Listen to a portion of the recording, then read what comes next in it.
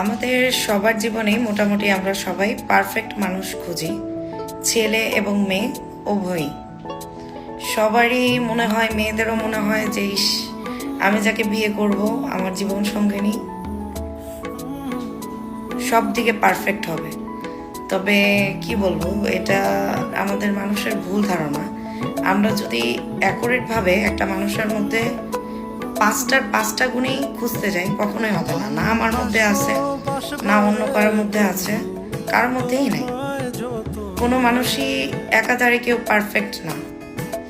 যেরকম বাস্তবিক দিক থেকে দেখতে গেলে, আমি নিজের দিকেই উদাহরণ দিয়ে বলি, আমার খুবই ইচ্ছে ছিল যে আমার হাজব্যান্ড খুবই রোমান্টিক হবে এবং কেয়ারিং হবে, এবং আমার থেকে দেখতে, যেটা সত্য যে আমার থেকে দেখতে সুন্দর কম হবে।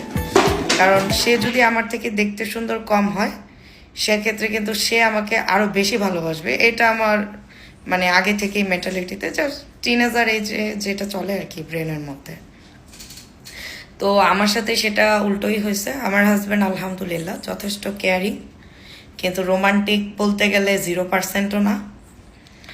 আর হলো আপনার দেখার কথা, এটা তো আপনারা সবাই জানেন। আলহামদুলিল্লাহ আমার থেকে দেখতে আমার হাজব্যান্ড মাশাল্লাহ অনেক সুন্দর।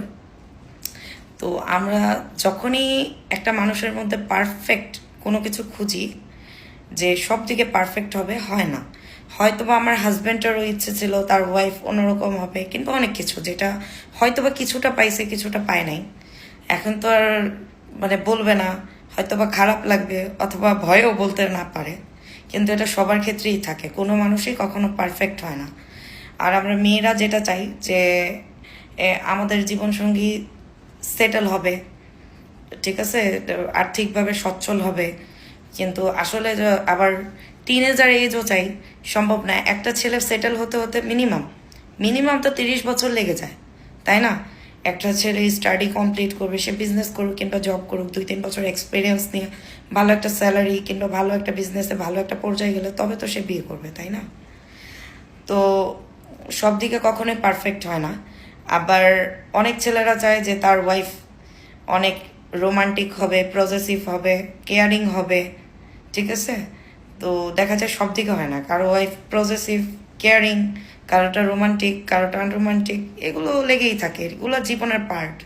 তো আলহামদুলিল্লাহ আমরা যাকে জীবনসঙ্গী হিসেবে পেয়েছি তা নিয়েই আমাদের আল্লাহ তাআলার কাছে শুকরিয়া আদায় করা উচিত। ধন্যবাদ।